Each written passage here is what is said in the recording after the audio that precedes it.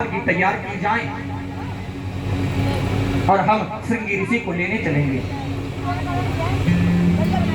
अब जब यह बात गुरुदेव ने सुनी कि हाथी घोड़े पालकी तैयार हो रहे हैं, तो गुरुदेव ने कहा, राजन, आप किसी संत को बुलाने जा रहे हो, आप किसी महान विभूति को बुलाने जा रहे हो, आप उससे भिक्षा लेने जा रहे हो, आप वहां अपना राजपाट का स्वाभिमान दिखाने जा रहे हो। राजपाट का स्वाभिमान वहां दिखाना जहां पर कोई शुभ कार्य हो, आप तो उसके भीख मांगने जा रहे हो, आप उसको क्या राजकाज दिखाओगे। अब राजा दशरथ विनम्र हो गए, बोले, गुरुदेव क्षमा, अब मैं क्या करूं। बोले, आप पग यात्रा जाओ, पैदल जाओ, राजा दशरथ नहीं, आप भिक्षु दशरथ बन करके जाओ। अब जैसे ही ये वाक्य सुना तो राजा दशरथ खड़ाऊ पहनकर चले, लेकिन उनके मन में भ्रम आया कि अगर मैंने गलती की है तो मैं खड़ाऊ पहनकर नहीं जाऊंगा।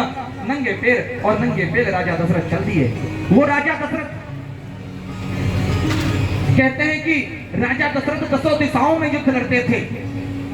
राजा दशरथ वो इकलौते इंसान थे कि अगर इंद्रलोक में सभा लगती थी ना, तो वहां पे पृथ्वी से राजा दशरथ जाते थे।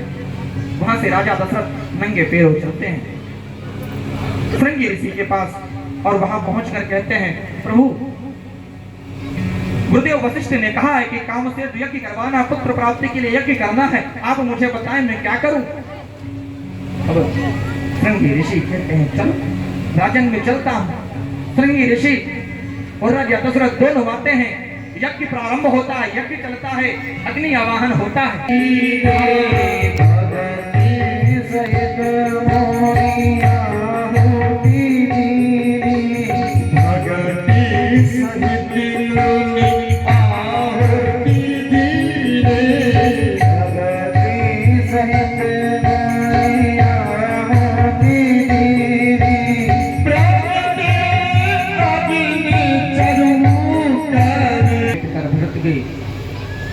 यज्ञ किया और यज्ञ में से भगवान प्रकट हुए, एक खीर का पात्र लेकर के निकले, खीर का पात्र लेकर के निकले। बोले, राजा दशरथ, ये अपनी रानियों को खिला देना और आपके पुत्र की प्राप्ति होगी।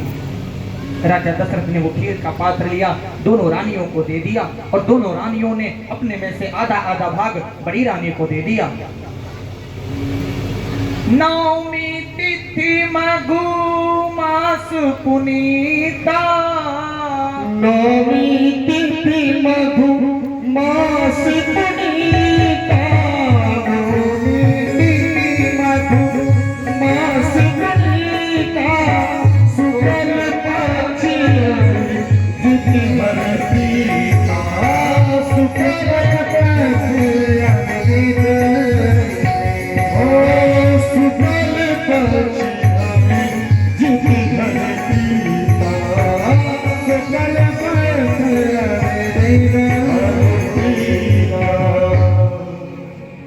कौन सी तिथि आ गई।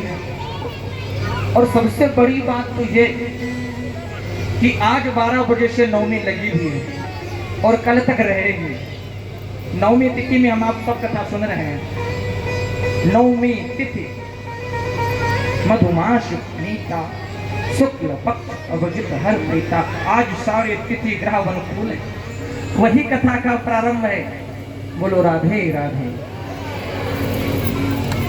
इधर नवमी तिथि आ गई, मधुमास पुनीत आ गया, शुक्ल पक्ष आ गया, और दोपहर के 12